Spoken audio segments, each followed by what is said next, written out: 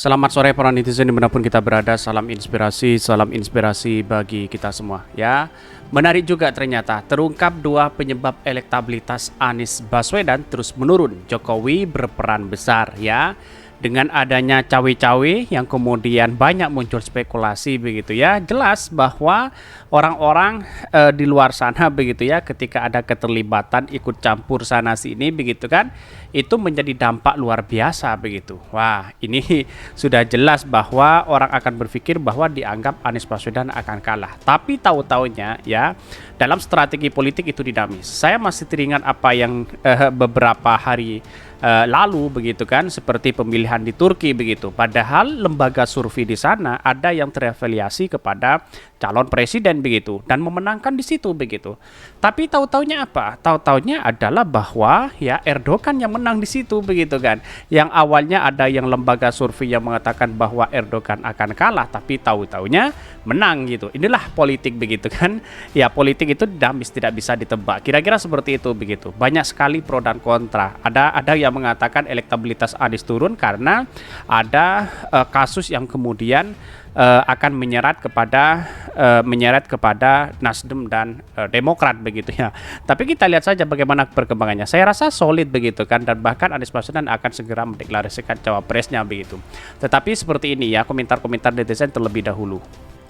Ini komentar-komentar netizen ya, terungkap dua penyebab elektabilitas Anies Baswedan terus menurun. Jokowi berperan besar. Ini banyak sekali pro dan kontra begitu ya. Tetapi dari Google Trend itu menunjukkan bahwa Anies Baswedan ya bisa menang di situ begitu. Persetan dengan survei. Jika elektabilitas Pak Anies turun, artinya itu survei bayaran. Jangan mau dibodohi oleh survei bayaran. Memberi makan anak dan istri hasil uang haram. Nah, inilah yang kemudian menjadi cikal bakal bahwa kenapa membangun opini itu lewat lembaga survei begitu kan. Tetapi lembaga-lembaga survei ini adalah, saya mengira bahwa apakah ini polanya sebagai masyarakat Indonesia lalu kemudian membentuk opini kepada masyarakat begitu kan. Kalau presiden lalu kemudian ditentukan oleh survei, bagaimana jadinya dengan masyarakat begitu kan. Kan seolah-olah bertentangan dengan masyarakat begitu ya. Berarti tidak ada yang perlu ditakutkan lagi dari Pak Anies, toh buzzer bisa lebih rileks dong walaupun jadi boneka ya. Bokeh bener tuh begitu, betul ya. Jadi artinya apa? Artinya selama ini kalau memang Anies surveinya ada urutan ketika, kenapa Anies ditakuti? Kan itu yang menjadi pertanyaan begitu kan. Ketika menimbulkan suatu pertanyaan itu kan, muncullah bahwa kepanikan di situ. Kalau memang surveinya di urutan ketiga, elektabilitasnya turun, ngapain kita masih perhitungkan begitu kan? Tetapi kok tiba-tiba ya, jangan-jangan apakah surveinya ini ada ya atau kebalik atau gimana? Tetapi kalau dalam polling 75% Anda menang di situ begitu ya.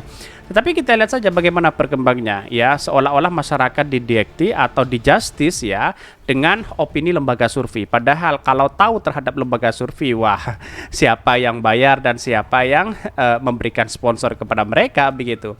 Bila orang waras ditanya kenapa harus cawe-cawe, karena yang dijual tidak laku, padahal elektabilitas setinggi langit. Hasil survei selama ini jadi bohong adanya, tidak perlu juga istilah menjegal, biarkan saja dia berjalan ya. Ini banyak sekali pro dan kontra begitu ya. Dia lagi ngomong ya, pembual seperti tukang survei lain ya, kok yang masih jadi sumber berita. Lah inilah yang kemarin yang saya katakan bahwa kenapa lembaga-lembaga survei itu membentuk opini seperti itu, karena dia berbasisnya adalah ya kualitatif atau kuantitatif begitu. Artinya apa? Artinya ketika kita bersentuhan dengan masyarakat, kalau ditanya hanya sepintas ya itulah jawaban mereka begitu. Nah, lembaga survei itu banyak orang yang mengatakan dijadikan sebagai patokan, tapi bagi kami itu bukan suatu patokan, tapi membentuk opini kepada masyarakat sehingga apa yang terjadi ya pola masyarakat mengikuti seperti itu, apalagi junjungannya naik. Kira-kira seperti itu begitu. Mari kita baca terlebih dahulu beritanya seperti ini. Ala aing san papai bro. Iya deh betul. Buang dulu aja.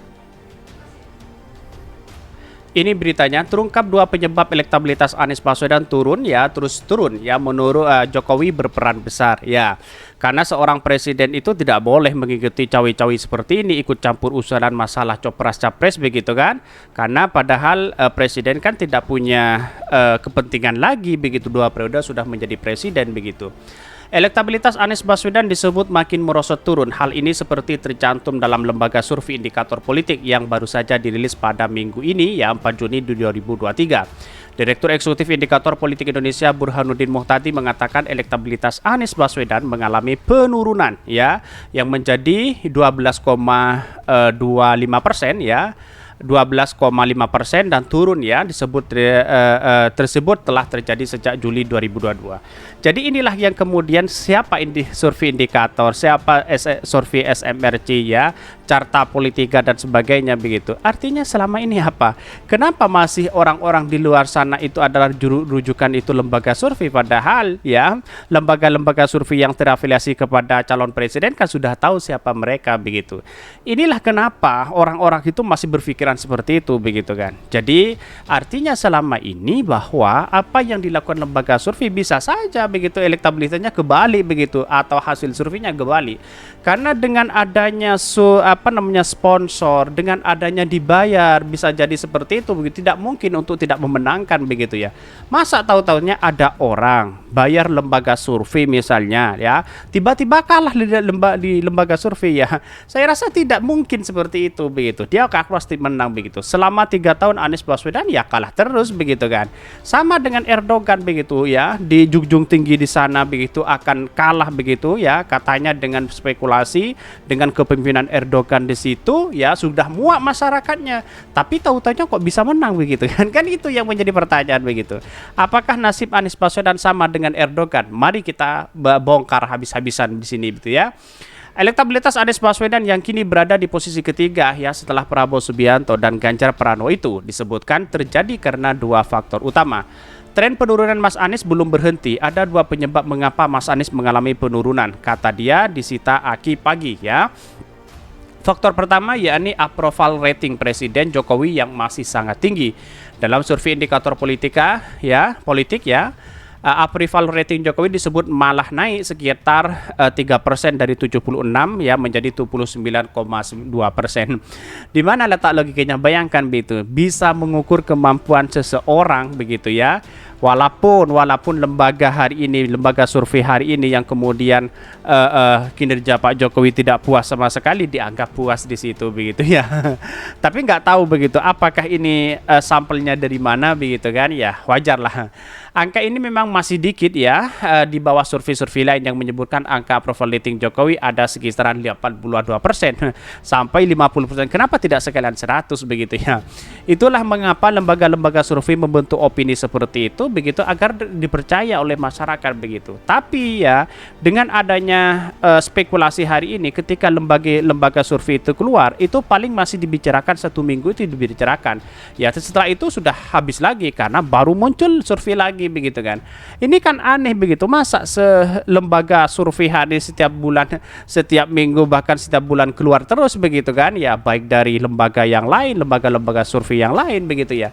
Akan tetapi dari gambaran ini terlihat jelas bahwa kepuasan masyarakat pada Jokowi justru makin meningkat yang berimbas pada tertekan elektabilitas Anies Baswedan. Di mana letak logikanya begitu? Bahan-bahan pokok naik begitu, apa-apa naik dan semuanya naik begitu kan? Kok masih masih puas terhadap kinerja Pak Jokowi begitu kan? Ya, kita tahu bahwa perdebatan hari ini begitu kan ya. Banyak orang sudah melihat bahwa cawi-cawi Pak Jokowi kan sudah jelas di situ begitu kan. Di mana hasil respondennya dari mana begitu kan? Ya, sponsornya juga dari mana kan, itu yang menjadi pertanyaan penting bagi kita begitu ya. Dan bahkan ya faktor kedua menurunnya elektabilitas Anies Baswedan adalah kinerja tim Prabowo Subianto yang dianggap mulai merangsang basis-basis lamanya, sehingga beberapa pemilih tradisional Prabowo yang sempat lari ke Anies Baswedan disebut mulai kembali kepada Pak Prabowo. 2 wilayah contoh paling kelihatan adalah Jawa Barat dan Banten. Dalam survei indikator politik disebutkan bahwa 2 basis wilayah itu kembali memilih Prabowo. Ya, walaupun Prabowo disebut kini bertengker ya di posisi pertama, namun disebut masih jauh dan membungkus kemenangan 50%.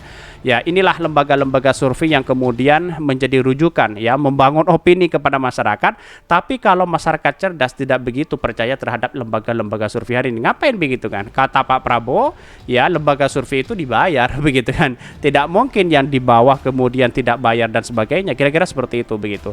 Mungkin itu yang kami sampaikan tentang terus channel Hodari Podcast Rakyat ini, karena ada berita-berita menarik dan viral setiap harinya. Salam para netizen, salam inspirasi bagi kita semua. Jangan lupa di subscribe channel YouTube Hodari Podcast Rakyat ini.